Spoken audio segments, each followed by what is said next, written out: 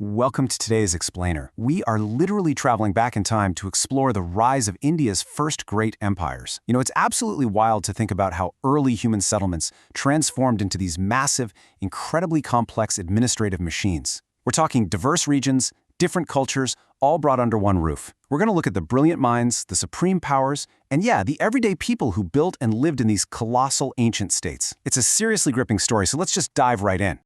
So, here's our roadmap. We'll journey to the ancient capital of Pataliputra, figure out what actually makes an empire, trace the rise of Magadha, and then dive into the mighty Mauryas.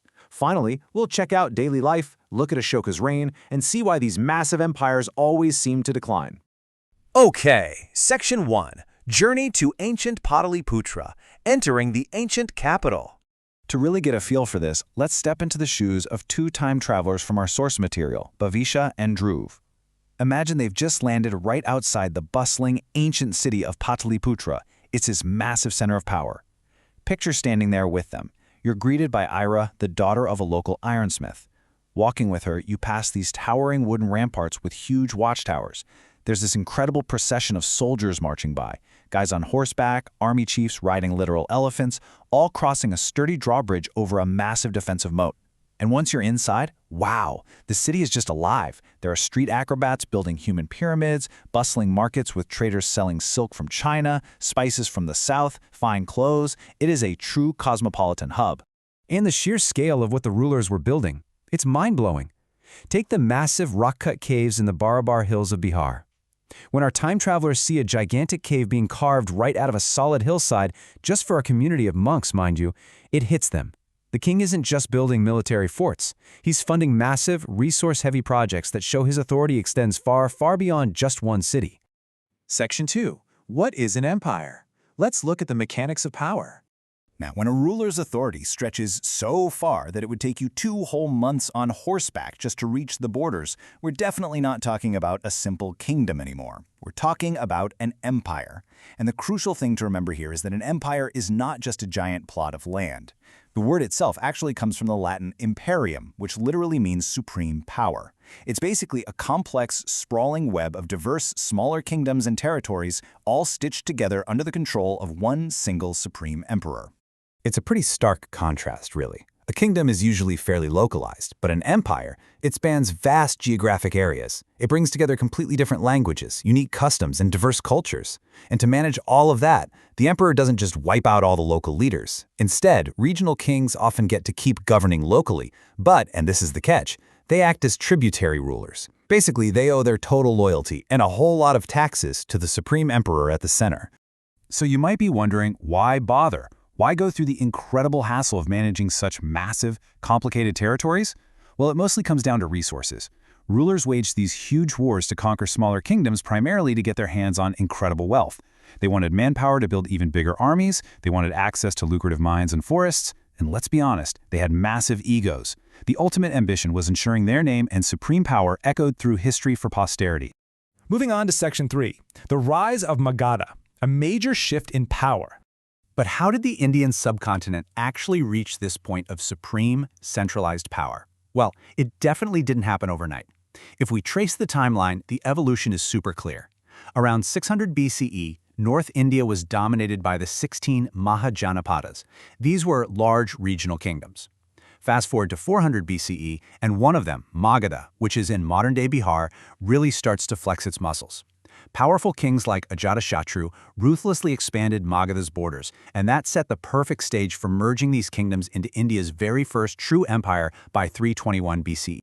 And amidst all this crazy border expansion, there's also some incredible cultural exchange happening. Like Alexander the Great actually showed up briefly in the Northwest. Our sources tell us he sat down and had these deep philosophical debates with Indian sages. He asked them stuff like, which is stronger, life or death? And the sage told him life because it endures while death does not.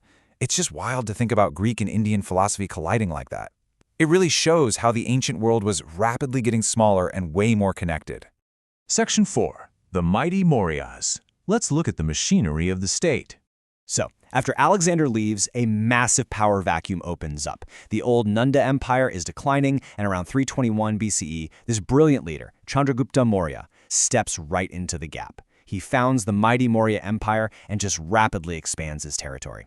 Now, to understand how on earth they managed this massive machine, we have to talk about Kautilya. He was one of the greatest political minds of the time and wrote a text called the Arthashastra. He wrote, "There cannot be a country without people, and there is no kingdom without a country." It's so pragmatic, right? His whole philosophy was heavily focused on strong administration, strict justice, and the ultimate welfare of the people. And this ties perfectly into Kautilya's Saptanga concept. He basically argued that a kingdom is made up of 7 crucial parts. It's a great reminder that running an empire takes way more than just throwing soldiers onto a battlefield. You need strict laws, you need harsh anti-corruption measures, a settled and protected population, and highly organized diplomacy. You have to use both warfare and strategic alliances to keep the peace. Well, all that strict administration and heavy taxation definitely paid off. The resources they gathered through this giant organizational machine allowed the Mauryans to fund absolutely spectacular art and monuments. Just look at the Lion Capital. It's a stunning artifact, a direct legacy of their immense power, their wealth, and their artistic vision. And the coolest part is, we can literally still see and admire it today. Okay, Section 5, Society and Daily Life under the Mauryan Umbrella. We've talked a ton about emperors and administration, but what did all this mean for everyday folks? People like Ira, the ironsmith's daughter we imagined earlier. Well, we actually get some amazing insights from Megasthenes, who was a Greek ambassador back then. Thanks to the strong central government, society was generally thriving. Get this, farmers were actually protected even during wartime. This meant they could reliably sow 2 crops a year, which kept the granaries full and made famines pretty rare. In the cities, you had these bustling communities of artisans, blacksmiths, and jewelers, and their urban planning was shockingly advanced. We're talking 2-story wooden houses, and they even kept vessels of water out on the streets at regular intervals, just in case a fire broke out. Okay, I absolutely loved this detail from the source material. It is so fascinating to see the human elements that literally never change. Ancient citizens cared about fashion.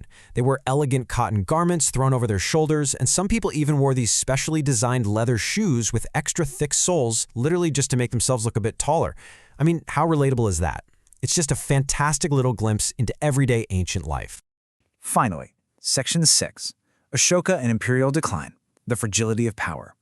Just as the Mauryan Empire hit its absolute peak, it went through this massive philosophical shift.